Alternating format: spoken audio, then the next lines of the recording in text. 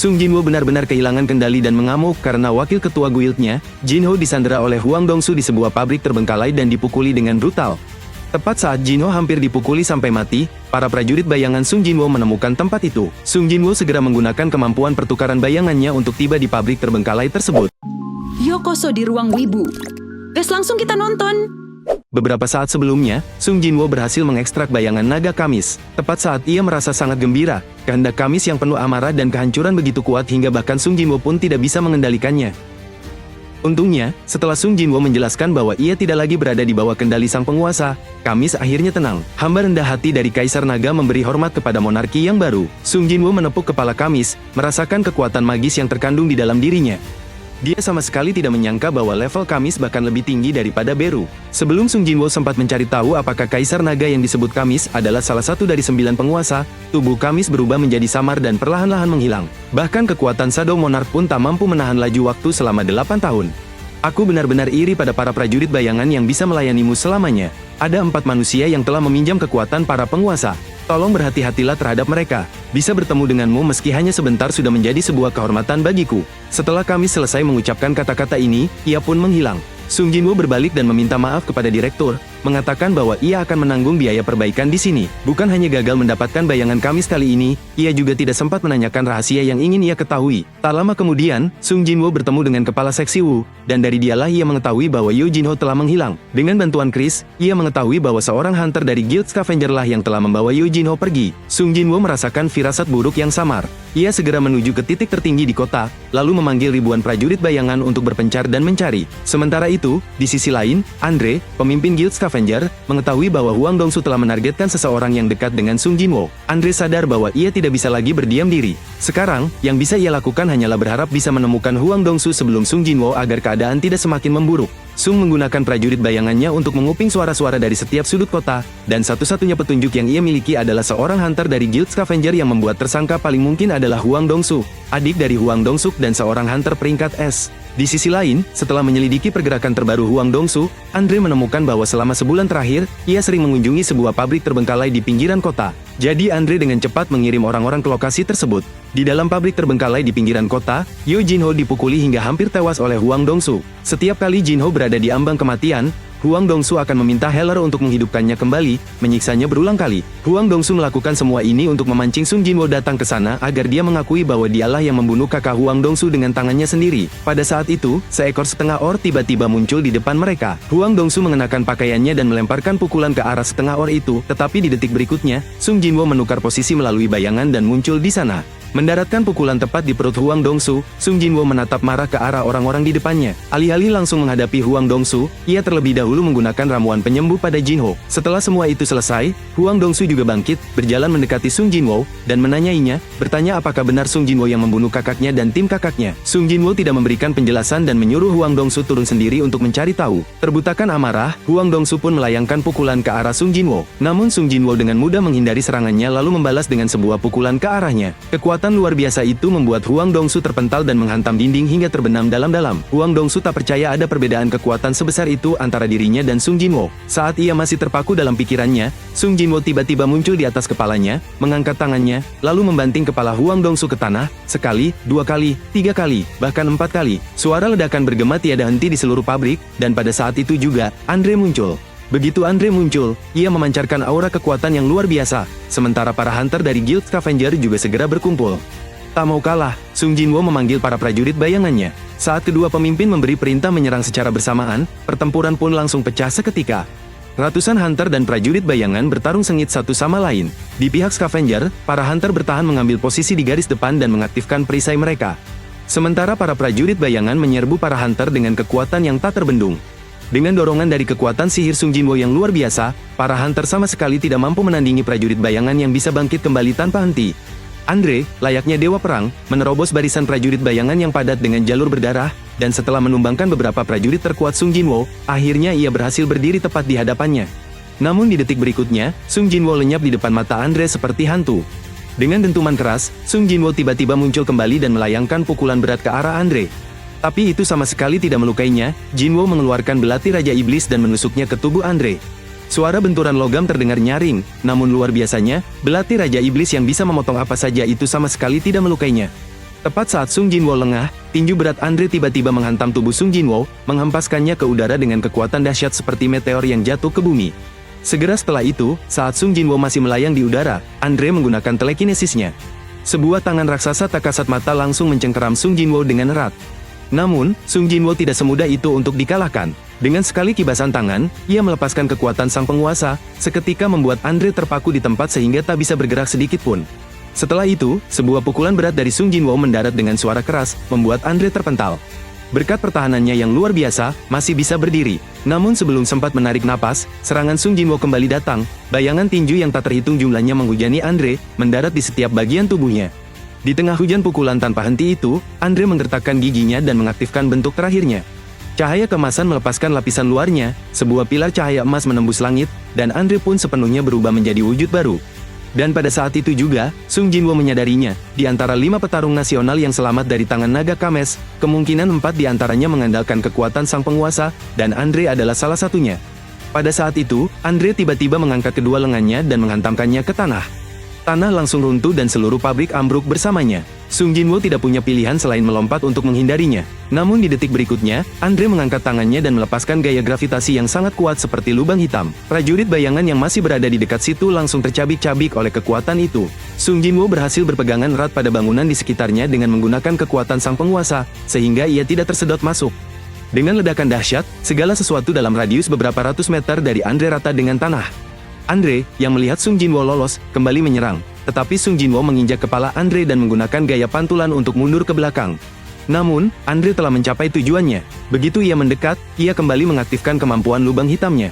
Kali ini, Sung Jinwo tidak lagi menghindar dan juga menggunakan kekuatan sang penguasa untuk melawannya. Dua gelombang kejut yang sangat kuat bertabrakan dan menyapu sekeliling. Pada akhirnya, Sung Jinwo berhasil unggul dan menghantam Andre hingga terlempar ke reruntuhan. Ia tidak memberi Andre kesempatan untuk bernapas, langsung melanjutkan dengan serangkaian pukulan sederhana namun brutal. Sementara itu, orang-orang dari Biro Administrasi Hunter sudah tiba di lokasi kejadian. Mereka menyaksikan pemandangan yang mengejutkan, yaitu Sung Jinwo sedang menghajar Thomas Andre. Sung Jinwo dengan kejam menghajar Hunter tingkat nasional, Thomas Andre, menghujani wajahnya dengan pukulan demi pukulan. Baju zirah emas di tubuh Andre hancur berkeping-keping setiap kali terkena pukulan. Menghadapi kekuatan yang begitu luar biasa, Andre tidak punya pilihan selain mengakui kekalahan. Sung Jinwo pun menghentikan aksinya. Betapa langka dan berharganya seorang hunter tingkat nasional. Adam dengan cepat memanggil Heller untuk merawat Andre, nyaris tidak terselamatkan. Sementara itu, Huang Dongsu yang tergeletak di pabrik terbengkalai sudah berhenti bernapas akibat luka-luka dari sisa-sisa pertempuran. Di sisi lain, Sung Jinwo menggunakan pertukaran bayangan untuk kembali ke negaranya sendiri. Ia mengekstrak bayangan Huang Dongsu dan bayangan itu berlutut di hadapan Sung Jinwo memohon agar diberi nama. Karena Huang Dongsu tewas akibat keserakahannya sendiri, Sung Jinwo menamainya Grid yang berarti serakah. Keesokan harinya, Sung Jinwo diundang untuk menghadiri pertemuan guild internasional. Setelah namanya dikenal lewat pertarungan melawan Andre, banyak wartawan sudah menunggu di lokasi. Sung Jinwo tidak ingin lagi terganggu oleh urusan Huang Dongsu. Kali ini, ia datang ke Amerika hanya dengan satu tujuan, yaitu mencari informasi tentang ayahnya. Begitu Sung Jinwo memasuki ruang konferensi, semua orang yang hadir langsung menoleh dan menatapnya, ingin tahu seperti apa monster yang berhasil mengalahkan Andre hingga nyaris tewas. Tak lama kemudian, Sung Jinwo pun duduk di kursinya. Orang pertama yang naik ke atas panggung adalah Dr. Belzer, seorang dokter terkenal di seluruh dunia. Ia menyatakan bahwa belakangan ini, bumi telah mengalami perubahan besar, jumlah portal meningkat tajam, para monster semakin kuat, dan konsentrasi energi magis di atmosfer perlahan-lahan meningkat. Kemudian, Dr. Belzer menyalakan layar besar dan menunjukkan bahwa energi magis ini sedang berkumpul di atas 9 negara, dengan konsentrasi terbesar tepat di atas negara Korea Selatan. Mendengar penjelasan dari dokter, para hunter yang menghadiri pertemuan itu mulai berdiskusi di antara mereka sendiri, dan semuanya mengerahkan perhatian mereka kepada Sung Jinwo. Melihat para hadirin mulai membicarakan Sung Jinwo, Dr. Belzer dengan cepat menegaskan bahwa hal ini bukan disebabkan oleh siapapun secara individu. Sung Jinwo sama sekali tidak memedulikan tatapan orang-orang di sekitarnya. Sebaliknya, ia justru bertanya-tanya apakah 9 lokasi itu mungkin berhubungan dengan 9 monar. Setelah Dr. Belzer selesai memperkenalkan energi magis, seorang eksekutif senior dari Biro Administrasi Hunter naik ke atas panggung. Sekitar 2 minggu yang lalu, Chris, seorang hunter tingkat nasional, tewas dibunuh oleh musuh yang tidak dikenal. Berdasarkan rekaman dari lokasi kejadian, seorang pria bermarga Sung telah dicantumkan sebagai tersangka dalam kasus ini. Kemudian, eksekutif tersebut memutar sebuah video yang memperlihatkan dirinya bertarung dengan Huang Dongsu, di mana pembicaraan mereka dijadikan sebagai bukti untuk membuktikan bahwa dialah pelakunya. Sung Jinwo menggertakkan giginya, menolak untuk percaya bahwa ayahnya bisa melakukan hal itu. Namun di detik berikutnya, Sung Jinwo memperhatikan dalam video bahwa ayahnya tampak berkata, "Jangan pergi ke Korea lagi. Aku melakukan ini bukan untuk anakku, tapi untukmu." Karena kalau tidak, setelah mati pun kau tidak akan tenang. Pada saat itu, seseorang di lokasi meminta agar hubungan sosial tersangka dipublikasikan. Namun karena hal itu berkaitan dengan Sung Jinwo, eksekutif tersebut tidak mengungkapkannya. Di saat yang sama, Liu Zigang tiba-tiba mengangkat tangan dan mengatakan bahwa mengungkap identitas akan lebih membantu dalam penangkapan. Lalu dengan terus terang bertanya apakah monster itu punya hubungan dengan Sung Jinwo. Melihat bahwa kebenaran sudah tidak bisa lagi disembunyikan, eksekutif itu akhirnya terpaksa mengakui bahwa tersangka adalah ayah Sung Jinwo. Lalu suara Liu Zigang terdengar lagi. Sung Jinwo sebagai seorang hunter, jika tersangka Sung adalah ayahmu yang telah hilang selama bertahun-tahun, bagaimana reaksimu jika para hunter mengejarnya? Sudah sewajarnya para hunter memburu monster. Jika memang dia benar-benar monster, aku sendiri yang akan menaklukkannya. Tapi jika dia bukan monster, dan dia benar-benar ayahku, maka meskipun aku harus melawan semua hunter di dunia ini, aku tetap akan melindungi keluargaku. Sung Jinwo menerima artefak tingkat SSS, kami surat, dan yang membawa hadiah berharga itu ternyata adalah Andre, orang yang sebelumnya telah dikalahkan oleh Sung Jinwo. Ternyata, beberapa saat yang lalu, Sung Jinwo bertemu dengan Hunter Bintang 7, Liu Zigang, untuk pertama kalinya. Meskipun Liu Zigang mengungkapkan hubungan antara Sung Jinwo dan tersangka saat pertemuan itu, ia tidak memandang Sung Jinwo sebagai musuh, melainkan sebagai sosok kuat yang sangat ia kagumi. Karena beberapa saat lalu, ia mengalahkan monster raksasa di pesisir Cina, jadi dia tahu seberapa kuat Sung Jinwo. Hal yang paling membuatnya senang adalah Sung Jinwo berhasil mengalahkan Thomas yang sombong itu dengan telak. Liu Zigang mengulurkan tangan dan berjabat tangan dengan Sung Jinwo, yang membara sambil tersenyum. Saat Liu Zigang berbalik pergi, ia berkata, aku harap tersangkanya bukan dari keluargamu. Wakil Direktur Biro Administrasi Hunter lalu mendekati Sung Jinwo, mengatakan ada hal penting yang ingin dibicarakan. Sung Jinwo naik mobil khusus bersama mereka menuju hotel mewah. Saat ia melihat Nona Norma, Sung Jinwo sedikit terkejut. Nona Norma menjelaskan ia sering mengalami mimpi yang sama beberapa waktu ini, di mana para hunter diburu oleh seseorang. Ia sudah memperingatkan soal kematian Chris, tapi akhirnya ia tetap tak bisa mencegah tragedi itu. Segera setelah itu, ekspresi Nona Norma menjadi serius dan ia berkata bahwa para hunter kuat yang melindungi dunia akan dibunuh satu persatu. Dia mencoba mengidentifikasi makhluk-makhluk mengerikan dalam mimpinya, tetapi kekuatan tak berujung dan luar biasa yang ia rasakan sama seperti yang dimiliki Sung Jinwo membuatnya merinding. Namun mereka hanya menyuruh Nona Norma kembali dan menunggu perang.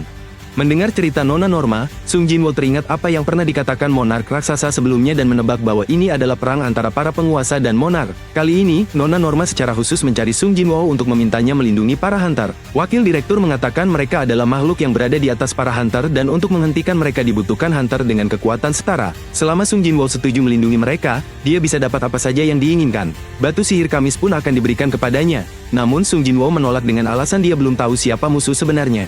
Adam merasa takut saat mengingat apa yang dikatakan Sung Jinwo di pertemuan itu. Bahkan jika harus melawan hunter dunia, dia tetap akan melindungi keluarganya. Saat itu juga, Sung Jinwo tiba-tiba berhenti melangkah ketika hendak pergi, berbalik dan meminta Adam untuk memberinya daftar hunter yang perlu dilindungi nanti. Pada hari terakhir konferensi Guild Internasional, administrasi hunter mengadakan gala untuk mempertemukan hunter terbaik dunia. Yo Jinho juga telah pulih dari cederanya dan datang ke acara tersebut bersama Sung Jinwo. Pada saat itu, Adam menyerahkan daftar para hunter yang perlu dilindungi kepada Sung Jinwo. Peringkat dalam daftar tersebut didasarkan pada skor yang dihitung dari performa para hunter. Bahkan hunter sekuat Sung Jinwo pun hanya menempati peringkat ketiga. Dua orang yang berada di atasnya adalah Andre dan Liu Zigang. Sung Jinwo tidak ingin bertemu dengan semua orang satu persatu. Dan karena sebagian besar hunter yang perlu dilindungi hadir di gala, ia mengirimkan pasukan bayangannya untuk bersembunyi di bayangan setiap orang. Tiba-tiba, seorang hunter tak terduga muncul di gala. Andre, yang dipenuhi luka, datang menemui Sung Jinwo. Ia sangat berterima kasih karena tidak membunuh anggota guildnya dan juga sangat mengagumi hunter seperti Sung Jinwo. Kali ini, Andre datang untuk memberitahu Sung Jinwo bahwa ia akan mengadakan pemakaman tingkat tertinggi untuk Huang Dongsu. Meski Huang Dongsu pantas mati 1000 kali, Andre tetap berharap Sung Jinwo mengizinkan pemakaman itu. Setelah Andre pergi, asistennya membungkuk kepada Sung Jinwo dan menjelaskan bahwa pemimpin mereka tidak ingin berutang budi padanya, jadi mereka harus memberinya hadiah besar. Sung Jinwo berpikir sejenak dan berkata jika mereka punya belati bagus, itu akan sangat sempurna. Ketika Andre mengetahui apa yang diinginkan Sung Jinwo, ia segera membawa asistennya ke markas rahasia, di mana ia meletakkan 2 belati di hadapannya. Keduanya memancarkan sihir kuat dari kamis. Permainan pemburuan dari para monark pun berlanjut, dan target selanjutnya yang mereka incar ternyata adalah Presiden Asosiasi Negara Korea, Go Gun-hee. Begitu Ice Monarch muncul, dia langsung memutus semua kontak antara kantor Go Gun-hee dan dunia luar. Namun Go Gun-hee bahkan tidak menyadari kehadiran Ice Monarch itu. Saat dia masih ragu, bertanya-tanya apakah ini hanya mimpi, Ice Monarch menembakkan tombak es ke arahnya, menembus bahunya. Lukanya langsung membeku, dan rasa sakit yang menusuk dingin menyebar ke seluruh tubuhnya. Sepertinya ini bukan mimpi, namun, Go Gun-hee tidak panik, dia hanya ingin tahu siapa sebenarnya orang ini. Ice Monarch itu tidak repot-repot menjelaskan. Lagi pula, sebagai seseorang yang bisa menindas yang lemah, dia sama sekali tidak tertarik melakukannya. Dia memaksa Go Gunhee memperlihatkan wujud asli pecahan cahaya itu, lalu dia membentuk bola energi mengerikan di tangannya dan melemparkannya dengan ganas ke arah Go Gunhee. Detik berikutnya, ledakan dahsyat terdengar, asap memenuhi seluruh ruangan. Di tengah asap itu, sepasang mata emas bersinar sangat terang. Akhirnya, penguasa yang bersemayam dalam tubuh Go Gunhee pun memperlihatkan dirinya. Ice Monarch tidak memberi kesempatan bagi Go Gunhee untuk bernapas dan meluncurkan bola es lagi, tapi kali ini, Go Gunhee menetalkan serangan Ice Monarch itu hanya dengan satu tangan. Ice Monarch dengan angkuh menyatakan bahwa mereka sudah menyingkirkan dua pecahan cahaya. Mendengar hal ini, Go Gunhee langsung marah. Namun, Ice Monarch sama sekali tidak menunjukkan rasa takut, karena tubuh manusia yang dipinjam Go Gunhee sudah hampir runtuh, dan karena dia belum sepenuhnya menguasai tubuh manusia itu, kekuatannya pun terbatas. Pertarungan besar pun akan segera pecah. Ice Monarch melepaskan kekuatan esnya, mengirim rentetan duri-duri es, tapi serangan seperti ini tidak melukai Go Gunhee. Go Gunhee mengangkat tinjunya dan menyerbu dengan ganas ke arah Ice Monarch. Dengan kecepatan luar biasa, ia melayangkan pukulan ke Ice Monarch. Namun di luar dugaan, tubuh Ice Monarch tiba-tiba memunculkan pedang es aneh yang langsung menahan serangan itu. Go Gunhee sama sekali tidak ragu dan langsung mengayunkan tinju satunya ke arah kepala Ice Monarch. Ice Monarch mengangkat lengannya dan seketika membekukan seluruh lengan Go Gunhee dalam pertarungan sengit yang berlangsung setelahnya. Gelombang kejut dahsyat dari serangan mereka menghancurkan area sekitar rumah. Seiring waktu, semakin jelas tubuh Go Gunhee mulai mencapai batasnya. Ia pun memutuskan mengakhiri pertarungan ini dengan satu serangan terakhir. Ia mengangkat lengannya, mengumpulkan seluruh kekuatannya ke tinjunya, lalu menerjang ke depan. Namun serangan ini pun mudah ditangkis Ice Monarch. Go Gunhee terhuyung dan jatuh berlutut, jelas sudah mencapai batasnya. Ice Monarch menyadari itu, dan tanpa ragu, melesat ke depan Go Gunhee dan menusukkan pedang es ke dadanya. Berapa lama waktu yang kau butuhkan untuk menemukan wadah baru? Setahun, 2 tahun, tapi saat itu, pasukan kami sudah tiba. Kesalahanmu adalah mencoba melindungi orang-orang di dunia ini. Setelah Ice Monarch selesai berbicara, Go Gunhee tersenyum tipis. Dalam jarak sedekat itu, ia justru menembakkan bola energi. Namun, serangan ini pun berhasil dihindari oleh Ice Monarch. Bola energi itu menghantam dinding di dekatnya. Tepat saat Go Gunhee berada di ambang kematian, prajurit bayangan yang ditinggalkan Sung Jinwoo bergegas keluar, yang kemudian berlari keluar melalui celah di barrier. Ketika Ice Monarch melihat sosok bayangan yang familiar itu, ia menyadari ada sesuatu yang sangat salah. Ia langsung bergegas keluar. Tepat saat ia hendak menghancurkan prajurit bayangan itu, Sung Jinwoo muncul. Seberapa dahsyat pertempuran pertama antara Sung Jinwoo dan Sang Monarch, lawannya sebenarnya adalah Ice Monarch yang baru saja membunuh Presiden Go Gunhee. Ice Monarch menyadari bahwa bayangan Sung Jinwoo sudah berpihak pada umat manusia.